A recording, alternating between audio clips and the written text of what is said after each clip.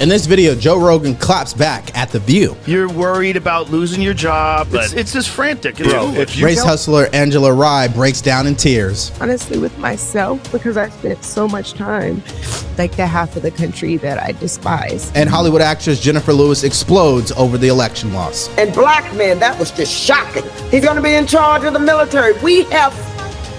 Joe Rogan, who believes in dragons.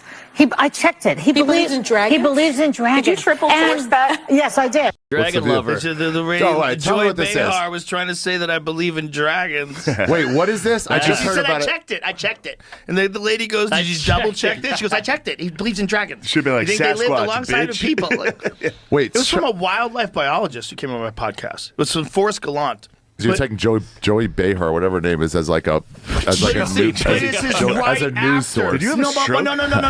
This is the most important part. I don't know these people. Hey, this is the most important part. This is right after she was saying, we are run by ABC News. You should trust us, not Joe Rogan, who believes in dragons. So she by saying we should trust them because they're double checked by ABC News, and then making the stupidest fucking statement. Like you didn't listen to what I said. Yeah. You didn't listen to what the wildlife biologist, and that's only a part of what he said. I can't believe the other Joey part of what he Behar said didn't was wait. there was something before that where he was explaining encounters with giant reptiles. And then there's also, listen, It doesn't make sense to me that a middle-aged woman could be dumb. when you're worried about losing your job and you're worried about podcasts taking over and who's the source of news, and we said Donald Trump was Hitler, but half the country disagreed with us and he won, and this is fucking great, and Joe Rogan believes in dragons. It's just frantic. It's foolish. Joe Rogan, who believes in dragons. I checked it. He believes in dragons? He believes in dragons. Did you triple source that? Yes, I did.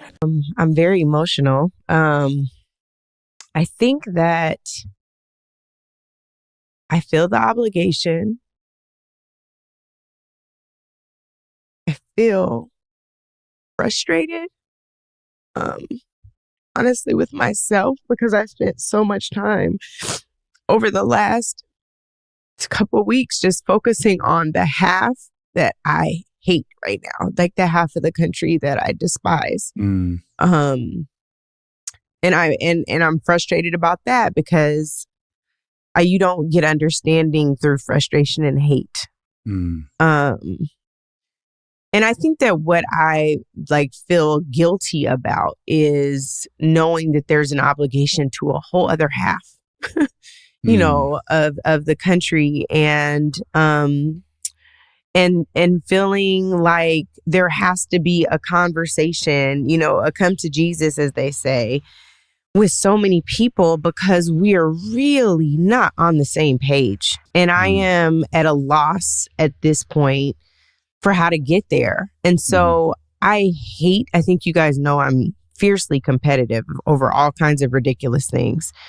But what I really don't like to do is, I don't mind saying I don't know. I don't mind admitting I don't know. I hate not knowing for an extended period of time and feeling like the overwhelm of I don't know where to turn to find the answer, right? Like, I don't even know if at this point people will be honest about their reasons for voting for the other side, or if they'll be honest about who they really voted for, because they probably know us or have seen us and wouldn't feel comfortable telling us the truth. So where do you go to solve an I don't know when you're not even confident that people will be honest with you?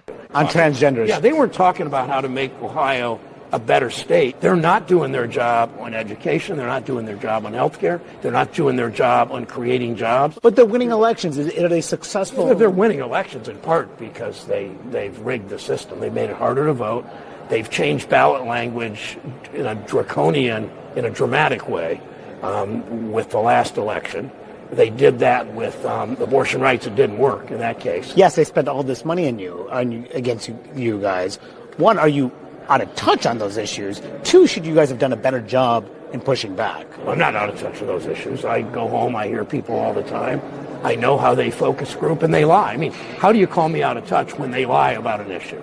I mean, I guess it's been an effective campaign tactic. Do you think it was an effective? So if you want to be so cynical as a reporter that, oh, it worked, we applaud them, so they're so smart. I'm not applauding them. I'm just saying I'm just saying that if it works, right? Well, yeah, but your job as someone who is a fair player in this, and I think you are, I've known you a long time, is rather than commenting on it works, comment on they lied, and that's not a fair way to play. You got to get ready for what's coming.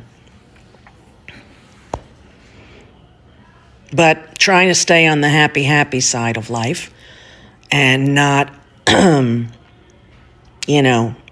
obsess on that either. But it's hard to avoid it when it's so blatantly obvious when you look at the parallels that we have been here before as a world. When democracy falls, fascism takes its place, right? Capitalism.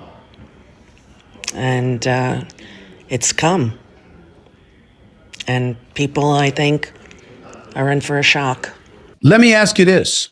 What about what they've said in terms of Black, particularly Black men and Latinos, supported him more than they have in the past?